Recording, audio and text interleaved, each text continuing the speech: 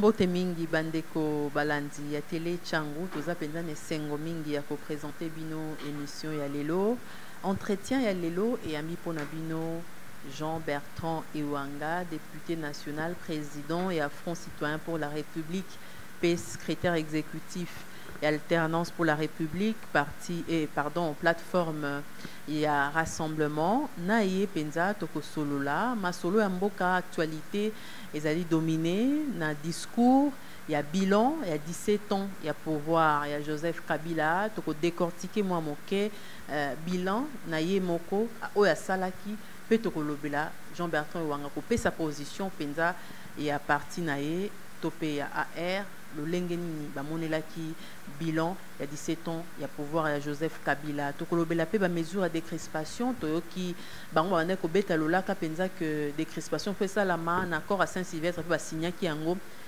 ministre à justice abimi silis ya bato pour ba bimisa na prison.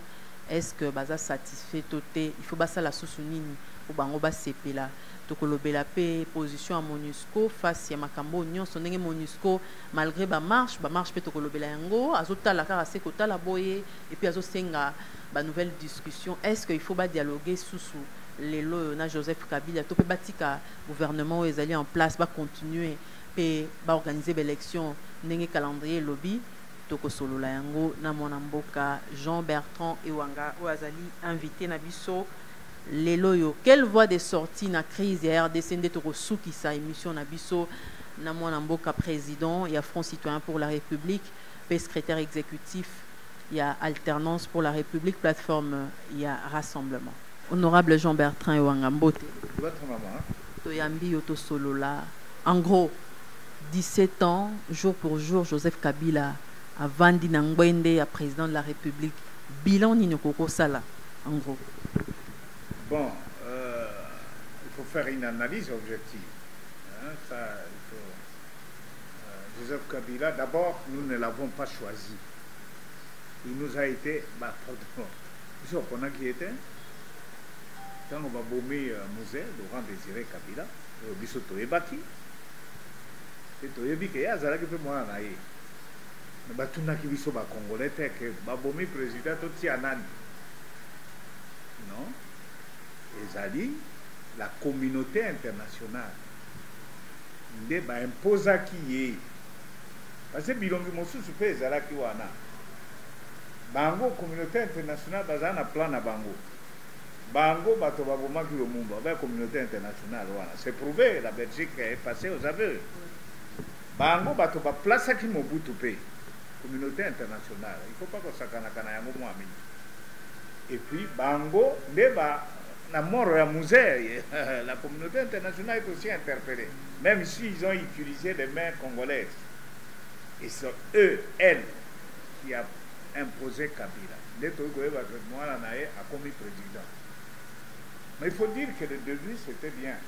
Bien dans le sens qu'il était à l'écoute.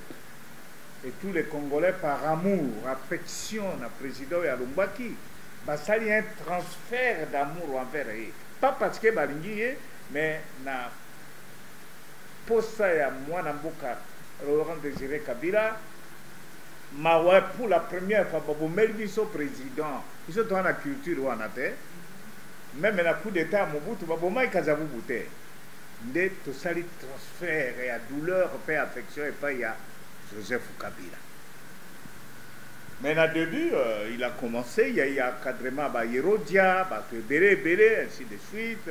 Oui, mais que moi, encore, ils sont beaucoup collaés, bon, comme il y a Milki, Nini.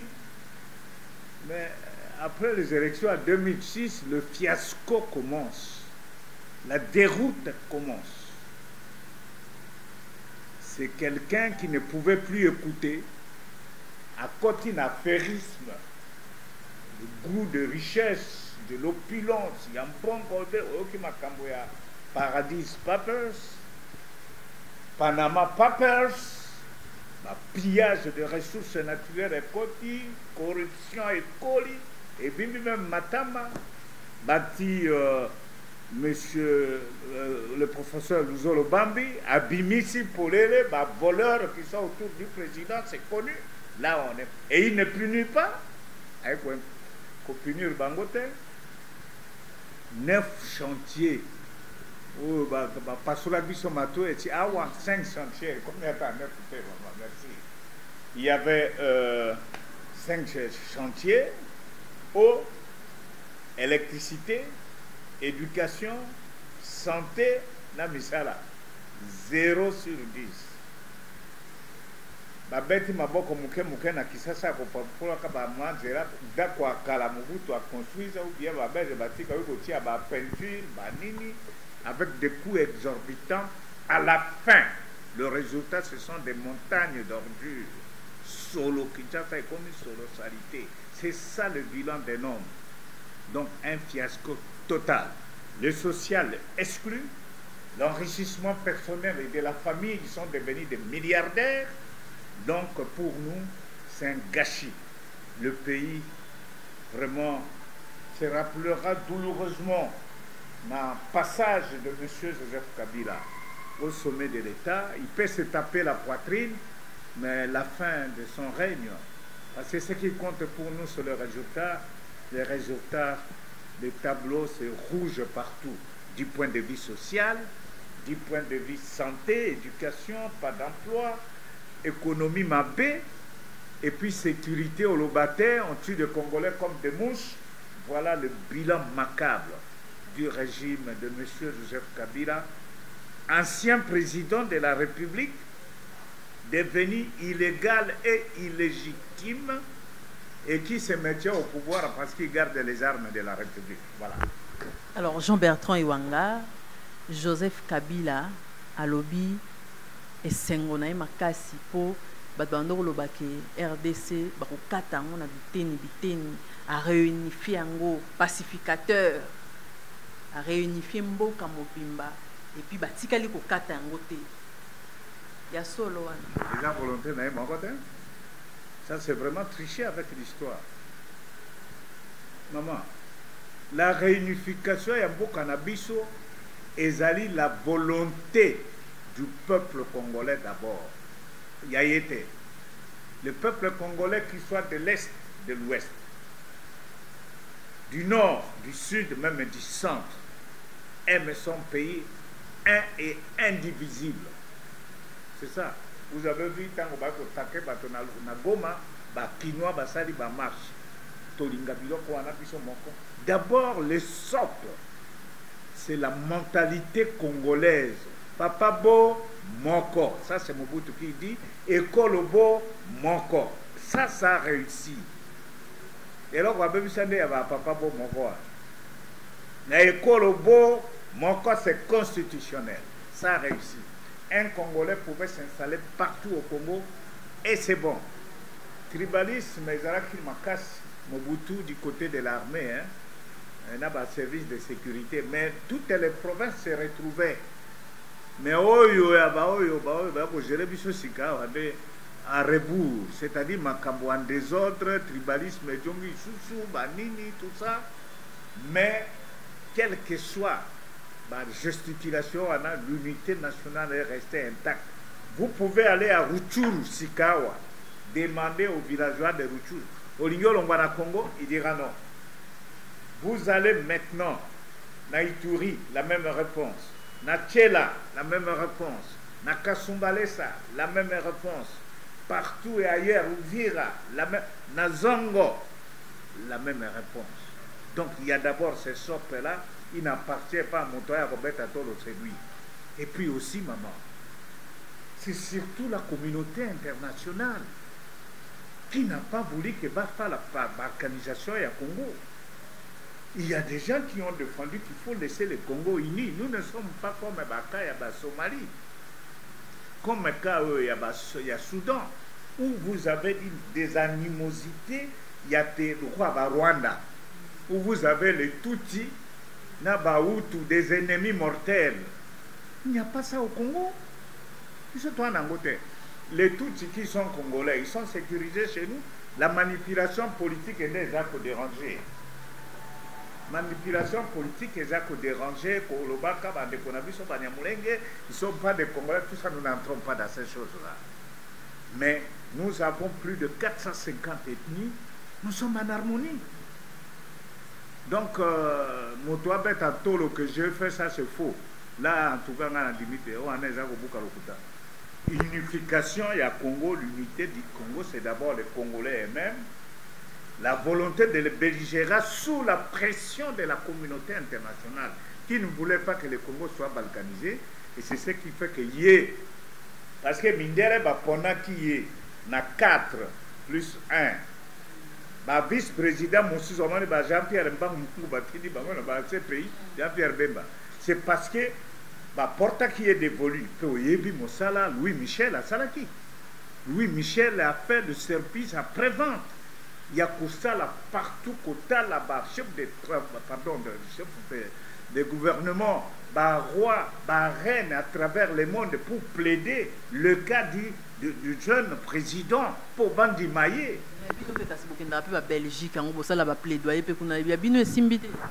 Mais Louis Michel, même lui aussi est découragé parce que après ça conseil à Lemba. C'est-à-dire que le destin. Ils reconnaissent ça aussi. Ils reconnaissent que nous avons une part de responsabilité dans notre salaki. Mais Tobongissa, et nous sommes d'accord avec les Tobongissa. Ça c'est vraiment. Alors, Joseph Kabila, alobi akamwa kandenga yokaka batuna na TV na ni baolo bazo défendre la constitution. Batongo ba défendre la constitution, lobby la constitution ba ngeba voter ngo ba msu ba boyaki yango. Abi constitution eza œuvre na ye. Yende mutasala. Na rappel historique ce ka lobby yango eza mabe. Maman, nous sommes en démocratie. Na boyo ba boyaki, na majorité elingaki. L'essentiel c'est que ça a été accepté. Un chef ne peut plus venir parce que nous avons tous accepté. C'est ça la majorité. Je refusais, la majorité a décidé et nous sommes d'accord. Ça c'est un détail inutile. Et puis constitution, ce n'est pas sa propriété personnelle. C'était l'apport de tous les belligérants. Esprit à constitution où il n'y a pas de républicain ou il y a 5 cités. Ils ont été avant conseiller à fabriquer de constitution. Et puis la constitution, lui, il a eu la mission de promulguer. Mais il est le premier à Katayango. Second tour avec Kendawa. Alungula yango pour abanga ki Tshisekedi na Kamere. Donc il va ça la coalition va éliminer. Yamwana alungula ki yango. Et c'est ça qui nous a amené dans le désordre. Un président élu à 48% et andenge akobakisawana. Comment il peut 52% des Congolais n'ont pas soutenu l'actuel président? C'est ça le désordre que nous avons. Pourquoi il a arrivé le second tour? Il avait peur. Bon, il a été, disons, élu en 2011. Mais au coup, il peut en souka. Kendakate papa, il a connu ici la kate. Il y a l'andagité que les journalistes à RFI on a qui dans la constitution, c'est-à-dire que à respecter la constitution des lobbies troisième mandat. Il n'a jamais dit sa vérité, mais il ne veut pas partir. Maman, batanga constitution que lui viole. Ce que a lobby na journaliste on a batanga constitution. Constitution est ça qui est mécanonique. Et ça qui est ningisanini. Et 90 jours avant, le 19 décembre 2016, a organisé l'élection à Boyi. À Boya qui a organisé parce qu'il y a un plan naïe, il y a qu'au glisser. Baninga naïe, basali bureau pour un coup une flamme. Congo Brazzaville a convoqué, on a banini wana aleki. Kagame a salimba mbango aleki. Nkurunziza aleki. Ya lobite ba Congolais ba bébé na ko dribbler bango. Mais allez kabo to bloqué, allez kabo to bloqué to même y un accord. Accord wana komi singa na kingo na ye. Azana paix malisusu terre. Yo mala même esika ikoloba wana, il a peur même des mouches. Ce qui ndekele ki likolo wana ko banga. Parce que l'accord to kangi na kingo. Communauté internationale a accepté le Conseil de sécurité. Union africaine, Oyokaki, le président de la commission de l'Union africaine, est clair, il faut les élections. Le ministre angolais des Affaires étrangères hier, à Addis Abeba, Kabila doit partir. Le président du Botswana, Kabila doit partir. C'est-à-dire que l'autre Kabila, il faut attendre un signe de temps. Signe de temps, Parmi les gens qui l'ont soutenu, il faut le dire par affection, Dos Santos. Dos Santos s'est retiré. Félicitations à ce grand homme d'État africain. No penja papa na yo atikala ki na ye kolambela ka nzungu yango ya bango. Mugabe ba buki ye makolo na moya bulungani nga akanisa kinini tout ça ba écarté. Complice na ye ya munene. On a ko ba complice na tina. Zuma na ba sous-marin na ye wana. Ba yo kolongola ye lokola. Atikali disu na nani. Sassou Nguesso. Mais Sassou est mort à coopérer, montre pas. Sassou a peur. Il ne maîtrise pas la situation. Assali arrangement dans Toumi. Est-ce qu'il a résolu tous les problèmes? Sassou, c'est d'une autre génération. C'est un vieux dinosaure qui doit disparaître. Qu'on donne aux Congolais en face, c'est une nouvelle Afrique élignée. Alors cet environnement-là, Kabila ne veut pas croire. Et je vais vous dire que le commandant de force MONUSCO militaire, c'est un Sud-Africain, il a fait une déclaration intéressante. Alors, le problème est à Congo pour ici là. Et ça, makambo a violence c'était, makambo a kobetaka bato massacre c'était dans l'église. Il faut qu'on respecte les engagements politiques, c'est-à-dire l'accord. Le problème du Congo ne peut pas être réglé par la violence. Mais lui, il croit qu'il est sorti de je ne sais quelle déesse et il veut nous apprendre à nous imposer. Puis il faut changer de Akobo Mabato Bakosi, mais il ne saura pas tuer 80 millions de Congolais. S'il tue 80 millions, il va aussi tuer ses enfants parce qu'ils sont comptés. Et il restera seul dans ce pays. Seulement sa position est en train d'isoler. Kubombaye Nansé Akiti. Mais Joseph Kabila lobi que l'élection 1 million ce qui combien et l'équipe les PD alors il peut faire ça l'équilibre na développement na ko boka mbongo na élection bongo faut pona ça la élection moko coûteux et moins coûteux na wana so lobi que pour ça élection moins coûteux ngaloba nini est-ce que l'élection rozalate selon yo topé koleka na parlement bino ndebo pona président tololengi bien maman au moins wana eza ba fofuya 1 milliard eza mbongo mingi te parce que si vous prenez 5 ans c'est katokomi déjà 7 ans ce qu'on dit budget na biso ya mbula yonso wana ekomi 35 milliards ce qu'on dit 1 milliard pour la élection eza mbongo mingi. Et non, wana makambo ya fofuya po alingi kokenda te akolukaka la petite bête ko se cacher mbongo wana bazwa kambo le même jour te. Le Parlement a votaka chaque année 250 millions de dollars to bomba pembeni. Après 5 ans ça fait 1 milliard 250 millions. Mbongo wana ye na oncle na ye matata basakani na yango basombi ba avion bilokoso ya bango ya wabora wana sai wanini so que Congo Airways bakay kokosaka ba stade municipal là hôpital à cinquantenaire kuma ba appartement ya ba indien kuna ba merista na même bato ba sud nani wana ba formal kuna. Donc c'est les deux autres mauvaise foi aringi na ko sa l'élection te. Et puis oyo bande ko nanga ko biboye baboye Kabila akoki ko financer départ na yete omoni sika élection akoya ko lukia biso makambo mosusu wana heureusement pour nous na mindere na ba africain biso na peuple na biso to fungoli miso ba oyo bakufi na Kasai oyo c'était pour na ko retarder 5000 morts gratuitement comme ça au Kasai. Il n'y a pas un conflit de terroristes au Kasai, au Kuta. Il n'y a pas de terroristes chez nous. Il n'y en a pas. Il y a le Kuta. Tu as vu Moussala, les terroristes, c'est quoi? Basaka na ba Mali, na ba pays Moussous, na Kuna, na ba Yémen, na ba Irak, les terroristes, bazali. Nous, on n'a pas de terroristes. Prendre na Sima, tant on va contingent na bango bazali. Oui. Adef, ezali ba terroristes ou bien ba rebelles wana. OK. Mais à l'intérieur du Congo, il n'y en a pas. Ça, c'est une stratégie du pouvoir. C'était pour pas retarder que l'enrôlement est comme en janvier. Janvier peut être commis. Au moins, si le calendrier était le 23 décembre. Pour que vous ayez raison, monsieur, c'est quoi en 2019. Mbalo to fungola miso. Biso to kolanda be action. Pour l'église catholique a ko sala, protestant peut ba eto se prédi. Na biso opposition mbambanaye tete akokende. Ye na mandoki biso na Yesu. Fait to edo ya kolongo etumba wana.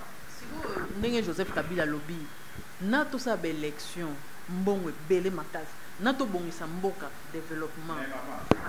Développement 9 milliards ya ba chinois ya kenda wa. Oh yé lelo d'abord Italie ye wa. Mandat na esila. Akoma illégal, illégitime. Adla kenda aboy koken. Ya ko la souci na biso. Yo komisi biso tena ba ordure na Kinshasa. Omani ba globali ya mbango wa. Mais tout ça na ba passe na nzoto. Et puis biso ba passe déjà. Bon. Yo otibiso na bordure na banini yo ya kukanisa développement lelo na 1 milliard oyo ya biso etikala ba recette oyo yo osala eloko te na ba 9 milliards olingi okosa biso te. Monsieur Kabila na équipe na ye biso to considérer bango lokwa ba médiocre. Il est temps ba dégager parce que le résultat de leur travail c'est la médiocratie. Ce sont des médiocrates. Et qu'il dégage, le Congo a de génie, Poto Lukanzela, Yakokenda, Tobom Sambo Cannabis. Alors Jean-Bertrand Iwanga, na discours à Kabila, Joseph Alobi, regret nae, makasi zalaki, pour akoki ko transformer l'homme congolais. Alinga lobanini. Mais il faut transformer, c'est rebelle. Est-ce qu'il a changé? Il faut que lui change comme un homme d'État au-dessus de la mêlée qui ne rentre pas dans Makambo, il y a prisonnier, il y a privation de liberté. C'est un homme qui respecte les lois de la République et les engagements. Un homme qui a la capacité morale de juger une situation pour s'occuper du bien-être de son peuple. Et le peuple le suivra comme modèle. Mais comment vous pouvez changer les gens dans les ordures? Au Tibiso ba montagne à ordures, au Futakabato ba salaire à Maramute, ba école au Salam Mokota, il n'y a pas d'ingéra. Yo vous a référence na biso ponani. Nous nous posons la question, est-ce qu'il y a vraiment à changer? Yena Batonaï, Balongwa na étape au Bazala qui révère pour pas comme des hommes d'État? Il doit répondre à cette question. Et lui, vous ne pouvez pas changer tout un peuple sans une force morale, des exemples. Mobutu, quel que soit le mal de ses fils, de Mama Yemo, il a fait monter un pont sur le fleuve Congo. Hier, bas Congo, pour Baba Congo, à l'époque, Congo central, pour Kendaboma, et là qui m'a camboyé bac. Il fait monter un pont sur le fleuve de Congo, sur le fleuve Congo. Voilà quelque chose qui peut changer, même dans les comportements et à bateau, Biloko Ndengewa. Il vous laisse un palais du peuple, qui fait la joie de notre peuple, qui unit tout le peuple. Il vous laisse un aéroport, à Kisangani, qui est une grande réussite. Il vous démontre qu'il a été lui-même au front à Kamagnola. Il vous dit qu'à Kolwezi, il a atterri. J'ai vu l'avion Kolwezi occupé par les Diabos qui sont venus de l'Angola. Mobutu a atterri. Mais ce sont des exemples de patriotisme pour pousser Batoba à changer. Mobutu a eu ses faiblesses aussi. Mais est-ce que lui peut nous donner des exemples comme ça, frappants, d'un homme d'État? Parce que Biloko a des exemples quand vous le faites, le modèle que vous incarnez, de défendre les intérêts à pays. Congolais à Koufi, vous êtes là. Congolais Bazana pas si vous intervenez. Au Monakaba américain, un Américain est arrêté, tous les pays bougent. Bisoto Zakabat Makamboa, Batoba Koufi Nini, Alobakanaete. Après ça, quand même, un condoléance c'était. Peu yo, le va changer biso. Yo, changer biso de venir. Ceux qui vont changer le Congo vont venir. Et ils sont là. Les hommes qui aiment ce beau pays. Parce que biso, bande kona biso, bazana diaspora, bazalina ba pays mosusu, pour sangana, pour transformer ce Congo. Parce que Dieu a pesayon son amboka to sengeli na Moïse. Moïse, oui, a biso la Bible. oyo akoki kolakisa biso nzela mpo tokenda na Canaan, la terre promise. Et le Congo est sûr d'arriver à la terre promise parce que Nzambe a tiré la rayon ce qu'il faut pour atteindre. Alors, Jean-Bertrand Wanga, tu peux dans les cambo, il y a une marche au comité laïque qu'ils ont organisé. Pour na kati ya discours à Joseph Kabila, to na kati ya ba question na ye à lobby amoni tina ya ba marche wana te organiser yango. Il y a solo tende ko Jean-Bertrand Wanga popé élection yango bati na décembre. Est-ce que bino nde bozo banga ba élection te? Yango on a vu ce lobby. Est-ce qu'il y a changé? Est-ce qu'il y a dit que le Congo c'est un pays démocratique? Et quand on est dans un État démocratique, vous ne pouvez pas, vous le chef de l'État, poser une telle question. Vous l'avez marché, mais la démocratie rime avec quoi? La marche, la déclaration, la meeting, la sitting, la pétition. Il y a la Tina. Ça quand marche pour nous ça la Tina. Pas envie d'apprécier Tina, ça veut dire quoi? Parce que les lois de la République ne lui donnent pas le droit d'interdire na bâtonner la marche. Tina, c'est la motivation à bâtonner, exprimer l'ambition à bango. Peut-être que ça la marche, maman. Nous, on ne provoque pas. C'est sa police, c'est son armée. Comment voulez-vous des civils main nue? Ou même la biso ba béret rouge, na ba béret vert, na une marche je comprends. La police a augmenté peu degré, il y a acidité, il y a gaz lacrymogène. Mais béret vert a quoi pour ça la ligne. Et il y a même des militaires en civil na minduki pour baïbi bateau baï koluka kaba bête à massage. Ba mosu na baji. Nous ne sommes pas en Somalie ou à Yémen ici. Nous sommes dans un État démocratique. Le fait qu'à l'Obake, Tolingi Boete, c'est la peur. Kobanga. Vous remarquerez que chaque fois qu'il y a une activité à Kinshasa, le président avant d'Agawade. Il y a un Kandakabipa et Mosu pour l'année. Pourquoi il était à Lubumbashi, à Zanagoma, il y a Kabichon, il y a Mokonzi, donc, ils ont un signe, comme on dit ça, fin à règne. Et même ce qu'on dit au président Ikoloba, vous sentez quand vous faites ma méthode psychologique, méthode psychanalytique, il y a pour analyser ma texte, même ma parole, la psycholinguistique. Moi, je suis un linguiste. Chaque mot qui est choisi, et bien, par hasard, ils ont une dose peine, valeur na yango. Pour analyser yango, vous trouverez Tala Sika, c'est la peur qui l'inonde. Il ne contrôle plus les réalités à Boka. Il attend que Balongo va benganaï. C'est ça. Dans son discours, il dit bon, ngai nazari sous na mandaté. Je ne suis plus légitime. Oya mobari a benganangai. Mais biso to ko utiliser ma ça c'était. Biso to ko fula bengenga ya marche. Pe comment na ba marche na ba action na biso, yé moko vous apprendrez un soir l'ancien président à Katisaka Balelobi, il est quelque part. Le maréchal Mobutu, quand il partait, il n'a pas dit que je fuis. Il dit, je vais me réfugier, je vais me reposer à Gbado. Au moins, Mobutu avait un Gbadolite. Alors, Jean-Bertrand Iwanga, ba marche, on t'a occupé pour tout, Moussou, bazali ko annoncer en déjà, mais et comme peut ba date, on peut comme mbilinga mlinga, donc les 4 kasi les associés.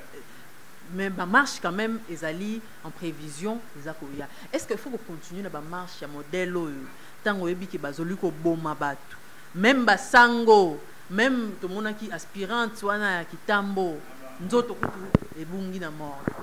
Le cardinal Mosengo s'est posé une question. Sommes-nous dans une prison à ciel ouvert? C'est un grand, c'est qu'il y a quelque chose. La marche, il faut continuer. Les martyrs vont se compter. Mais ce candidat. Tout donc, il faut libérer ce pays. Parce que au moment que mon candidat, celui qui est le garant de la nation, ne garantit plus le peuple. Il ne nous donne plus des assurances. Abandi, au moment où Zimbabwe, Mugabe a terrorisé Batoko Fungola Gabatomis. Mais la bio, Alingabe Bisabiso Mbokanabiso.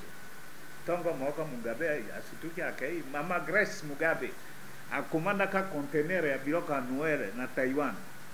Na Ganji Moka Nebe Sika conteneur à couper de Kate pour fêter. Ça montre qu'aujourd'hui, il peut tenir sa conférence de presse. Mais c'est le Congo qui triomphera sur Joseph Kabila et sa famille politique. Pas le contraire. Le peuple congolais aura le dernier mot. Ma dessin, ça va tomber dans la poubelle. Donc, les marches doivent se poursuivre et nous donnons, nous l'opposition, nous donnons la latitude. Nous voulions organiser aussi des actions entre-temps, surtout maintenant. Le coup, la banque va vous préparer le 16 février. Nous, on voulait mener une action. C'est du non. Quand on va mettre sur le terrain, ceux qui jouent, moi, quand ils ont marqué Babi, il ne faut pas vous déranger les choses. Donc, tu les quittes, on ne passe pas. On va payer à Sambo la bus. Puis, on va Botakawa, puis on va filer. 2 fois déjà, on a gagné 3e ou 4e fois. C'est aussi ma victoire. Alors, comment on analyse point de presse à recadrer Makambo ndenge ba Congolais peut-être bazo kanisa mabe topé ezali pour azongi c'est la binonde ba réponse ma obolo baranaï. D'abord il n'a pas préparé la conférence, c'est dommage pour nous. Et 17 ans il y a pouvoir. Ce cas ça l'a fait un examen de conscience. Il pouvait même annoncer son départ. Abingan accueil. Na salindenge yonso na Monique Longite Yemoka Lobi n'a pas réussi à transformer les Congolais. Il faut voir ça. C'est déjà un aveu d'impuissance. C'est déjà une démission et à déclarer que les gens n'ont pas perçu ça. Je n'ai pas réussi à changer quoi? La mentalité, l'économie, le social, tout. Yéna famille naé, na bande konaé. Ils sont bien, on ne leur reproche pas. Ils vivent comme les Américains. Mais le social du Congolais, ce qu'on tourne là, il y a 100 grammes et combien à éviter? Il est déconnecté na base. Donc c'est pour dire, maman, sincèrement que c'était encore quoi là? Point de presse, il n'a pas préparé. Mais il a dit quelque chose à Sali, au moins il point de presse d'un président de la République, ce n'est pas précédé d'une médiatisation. Il y a quoi non. Et ça, le point là, comme on sait, il a moi, radio fermée. Ils ont dit directeur, vous voyez un chef de l'État. Et quel État? La République démocratique du Congo. Et c'est comme moi, maman et moi, j'ai combattu à Bunda. Pour ça, la pointe de presse, il y a aussi un mandat. Donc, vous voyez, et ça, je crois que le président de la République a manqué l'occasion pour annoncer à la nation que Nanga Ekoki, bon, qu'il y a une élection, à libérer les prisonniers politiques. Mais on a annoncé libération, justement. Il y a un dernier point à Bisso, à passer liste de prisonniers. On a des crispations. Lui-même est poursuivi dans la justice pour la faute. Au Kangaï, le Kola. Il y a un la bateau na kati ya prison. Et comme il y a basaka le quoi bako kagu. Oeza borolo atiki. Muyambo borolo batiki et Diomi. Et beli na noté atiki. Apo sakana na vie ya bateau. Ba Diomi ndongala. Ba Franck Diongo. Ba Muyambo Jean-Claude bâtonnier. Ba oyonde bako sauver mboka oyo. Et puis alobi makambo etalinde sensa bakoko sani olenganko ya décidé là koni na mboka oyo olenganko ifa za bololete azambe graga ya oya kubambeleli bambete ke bato babimi na prison parce que à cause de olenganko. Non, c'est lui, il contrôle tout. Moi je fais la prison na ebindeke basala ka amnistier même le ministre abimisi wana. Ce n'est pas sûr que bakobima. Il peut faire les faits d'annonce. Et puis après, Batiki va toujours dans la prison. On a connu des cas comme ça. Donc, nous disons que le peuple congolais peut bander quoi, soit diaspora. Nous sommes dans une prison à ciel ouvert. Nous sommes prêts pour tout, pour sauver notre pays. Tokodjonga isu si matin. To sengi que bino pe bo sala effort bo sunga biso po bakso na bino pe il a un impact. Question na tout na penda ya sou kengeza voie de sortie na crise ezani avant tout cas.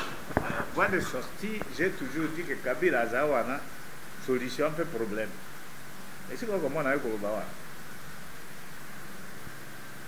na kati ya conférence ya kukai kusala solution à problème avec bandeko na sali musala nazali pe moto mbeba ezali bola mpe ezali ngai na suki awa majorité pour luka moto mosusu ngai te voilà une solution ba prisonnier ba manini baya voie de sortie pour na ko yanola motuna na mama ezali c'est accord ya Saint-Sylvestre yon faisant na kati même si comme MONUSCO a lobby wana nde tokutana na susu autour d'une table pas pour changer l'accord pour dire qu'à partir de cette date tu as appliqué accord pe ba mosu ba vu au fond makambo primature est ko intéressé biso discuter na sensa o le ngankoi donc on a déjà bien on n'a pas de problème bon Chibala c'est un ami bon il peut toujours rester notre problème c'est s'approprier la décrispation ils peuvent garder leur Chibala ils peuvent garder leur Olengankoi mais va libérer biso ba prisonniers politiques va exiler bazonga va libéraliser l'activité politique, le dédoublement des partis ici, là. Donc, l'élection, il y a mon gouvernement. Parce que maman, je n'ai jamais vu mon tonamon. La chance, le pour Joseph Kabila. Armée, yaye. Aner, yaye. DGM, yaye. Diplomatie, yaye. Police, yaye. Budget, économie, finance, yaye. Yon surtout, obéye. Les résultats 0 sur 10, il y a un problème. Jean-Bertrand Yoanga, tokomi pe na suka émission na biso. Bande ko ba Rolanda yo mokili mobimba pe na Congo olobi. Tokomi na monano wa suka. Moto abangisa moninga te. Toko kenda te na suka, monsieur Kabila doit partir. Parce que simplement 2 mandats naïe ici. Il ne peut pas justifier leur présence naïe na kati ya sommet à pays nabiso. D'ailleurs, c'est une humiliation pour le Congo. Talambula oya 2018. Mbala kaka madame Niki aye ko pesa yembula mobimba gratuitement. Yango anatolobi loko l'accord jaka appliqué terre. Totalement. Donc c'est la biso accord monsieur Kabila kenda. Normalement, M. Kabila a un miroir, peut à mon avis, est-ce que j'ai encore le mandat? Il dit non. Il se retire à nom d'État. C'est pourquoi nous nous posons la question, est-ce qu'il a effectivement changé, comme lui voulait que nous on change? Parce que Bissot se trouve quelque part. Donc, dans le Congo, tout tellement, tout le monde ce matin, tout pèse le coup mon église catholique, l'église protestante, la communauté musulmane, na oyo so basali. Biso tozali ba brebis na bino bon encadrer biso toyebi que la donne est éminemment politique église catholique romaine bosala ki likambo munene le 16 février 92 jusqu'à t'ouvrir une conférence nationale souveraine mais Tshisekedi avait été élu premier ministre. Je crois que c'est l'histoire qui se répète aujourd'hui. Les protestants, je salue les nouveaux leaderships de l'église protestante, je salue la détermination et la communauté musulmane. Penaba mosusu nganga nzambe lisanga esika moko victoire na biso eza sincère. Moto moko okoka biso te. Jean-Bertrand Yoanga totondi oboto. Merci madame. Merci pour la pertinence de vos questions.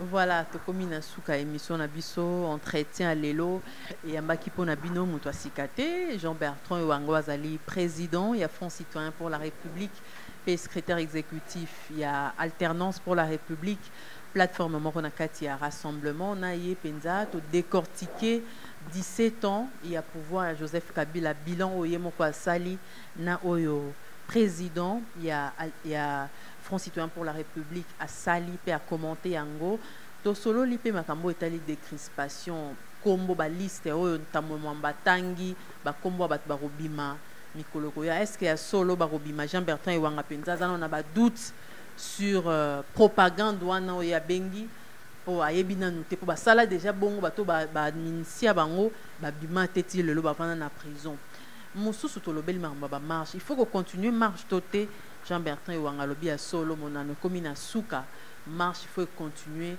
ti libération Yamboka Congo donc botika la connecter na chaîne Nabino